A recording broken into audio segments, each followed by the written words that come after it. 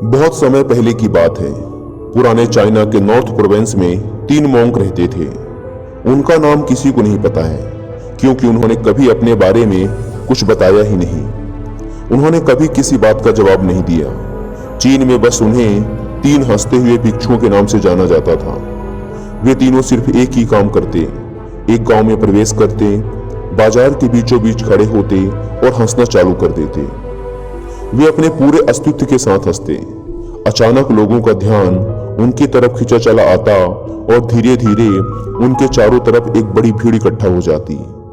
वे इतनी एकाग्रता, तल्लीनता व संपूर्णता के साथ हंसते कि उनकी हंसी देखकर सारा गांव हंसने लग जाता। जब वो पूरा गांव हंसी के समुद्र में डूब जाता तो वे दूसरे गांव चले जाते। वे ना तो कुछ बोलते थे, ना ही कुछ उपदेश देते और ना ही कुछ शिक्षा। वे जहां भी जाते अपनी हंसी से ऐसा माहौल बना देते कि लोग अपने सारे दुख दर्द भूलकर बस हंसने लग जाते। धीरे धीरे चाइना के लोग उन्हें बहुत प्यार करने लगे और वो पूरे चाइना में फेमस होते गए, 3 लाफिंग मॉन्क के नाम से। चाइना के लोग उन्हें बहुत प्यार करते, उनका सम्मान करते। इससे पहले और उनके बाद भी कभी किसी ने इस तरह से प्रचार नहीं किया कि जीवन केवल एक हंसी होना चाहिए और कुछ नहीं। वे विशेष रूप से किसी पर नहीं हंसते थे। वे बस हंसते थे जैसे कि उन्होंने ब्रह्मांडी मजाक को समझ लिया हो, जैसे कि उन्होंने ईश्वर के मजाक को समझ लिया हो, और उन्होंने एक शब्द का उपयोग किए बिना पूरे चाइना में इतना आनंद फैलाया जितना आज से पहले किसी ने न फैलाया था। लोग उनका नाम पूछते, लेकिन वे बस हंसते, तो यह उनका नाम बन गया 3 हंसते हुए भिक्षु, 3 लाफिंग मॉन्क्स। पूरे चाइना में घूम घूम कर लोगों को हंसाते हुए समय के साथ वे तीनों बूढ़े हो गए और एक रात जब वे एक गांव में ठहरे हुए थे, उन तीनों में से एक भिक्षु की मौत हो गई। पूरा गांव स्तब्ध रह गया। पूरा गांव बहुत ज्यादा उम्मीद कर रहा था, क्योंकि उन्हें लगता था कि जब उनमें से एक की मृत्यु हो गई होगी तो बाकी जो 2 जरूर रोएंगे। यह देखने लायक होगा, क्योंकि किसी ने भी कभी इन लोगों को रोते हुए नहीं देखा था।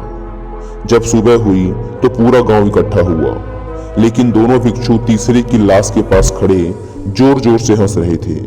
ऐसी हंसी जैसी उन्होंने आज से पहले कभी न हंसी हो।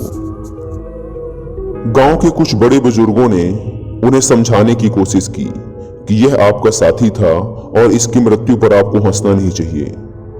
तब उस दिन पहली बार उन भिक्षुओं ने लोगों से बात की और कहा, हम हंस रहे हैं क्योंकि यह आदमी जीत गया है। हम हमेशा सोचते थे कि पहले कौन मरेगा, लेकिन इस आदमी ने पहले मरकर हमें हरा दिया। हम अपनी हार व इसकी जीत पर हंस रहे हैं। इसके अलावा यह कई वर्षों तक हमारे साथ रहा। हम एक साथ हंसे, हमने एक दूसरे की मौजूदगी, उपस्थिति का आनंद लिया। उसे अंतिम विदा देने का इससे बेहतर तरीका और क्या हो सकता है। हम केवल हंस सकते हैं। लेकिन पूरा गांव उदास था। जब मृत भिक्षु के शरीर को अंतिम संस्कार के लिए चिता पर लिटाया गया तो सारे गांव वालों को एहसास हुआ कि शेष 2 भिक्षु केवल मजाक नहीं कर रहे थे, वह तीसरा जो मृत था वह भी हंस रहा था। चीन में यह प्रथा थी कि जब एक इंसान की मृत्यु हो जाती थी तो उसके पुराने कपड़े उतारकर उसे नहला धुलाकर उसे नए कपड़े पहना दिए जाते थे। लेकिन मरने से पहले उस भिक्षु ने अपने साथियों से अपने कपड़े न बदलने के लिए कहा था। तीसरे भिक्षु ने कहा था, मुझे स्नान मत करवाना, क्योंकि मैं कभी अशुद्ध हुआ ही नहीं। मेरे जीवन में इतनी हंसी आई कि कोई अशुद्धता जमा ही नहीं हो सकती थी। मैंने कोई धूल जमा नहीं की है। हंसी हमेशा युवा और ताजा होती है, इसलिए मुझे नहलाकर मेरे कपड़े मत बदलना। जब उस तीसरे भिक्षु के शरीर पे आग लगाई गई तो गांव वालों को पता चला कि उस भिक्षु ने मरने से पहले अपने कपड़ों में कुछ पुराने चीनी पटाखों को छिपा रखा था, जो आग लगने के बाद फटकर आसमान में रंग बिरंगे कलरों में फैल गए। और यह देखकर एक बार पूरा गांव जोर जोर से हंसने लगा। तो इस तरह से वह तीसरा मॉन्क मरने के बाद भी सारे गांव वालों को हंसा गया। और यह देखकर शेष दोनों भिक्षुओं ने कहा, चालाक आदमी, तुम मर चुके हो, लेकिन तुमने हमें एक बार फिर हरा दिया। तुम्हारे द्वारा गांव वालों के चेहरों पर पैदा की गई यह हंसी आखिरी हंसी थी।